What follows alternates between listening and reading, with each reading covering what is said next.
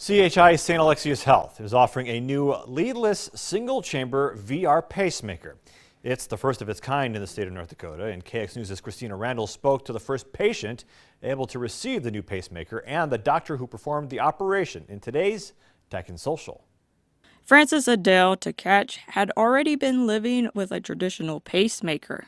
However, one day she started to have severe back pain. My son-in-law, Joel, brought me into the emergency room, and it turned out to be a blood infection.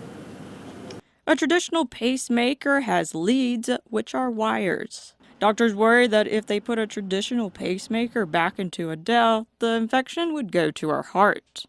That's when Adele's daughter and son-in-law, who both work at CHI St. Alexius, began brainstorming. From there, they discovered a new device, a leadless pacemaker. Dr. Joya Ganguly, a cardiac electrophysiologist, is the doctor who implanted the leadless pacemaker into Adele. Dr. Ganguly says a traditional pacemaker has been wonderful, but just like any man-made device, it does have a weakness. Their weakness has always been the leads. The leads, putting them in is a risk because you can damage the lung. They have a high risk of breaking. The insulation breaks down and they have a high risk of infection. Leadless pacemakers do not require insulated wires. It is also implanted directly into the heart's right lower chamber. According to Adele, it's also more comfortable to move around with the new pacemaker.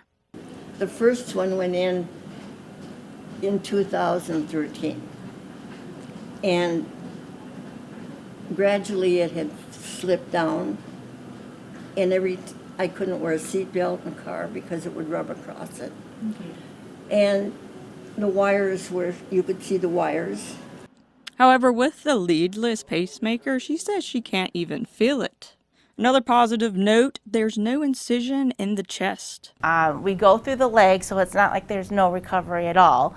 Restrictions as far as arm movement are not required, just because there's no leads to pull out. Dr. Ganguly says this type of pacemaker can be easily removed as well. And that was my biggest concern with Ms. Tkach, was that she already had an infection. There's no guarantee that it won't get to the device, and I wanted something that I could take out if we absolutely had to.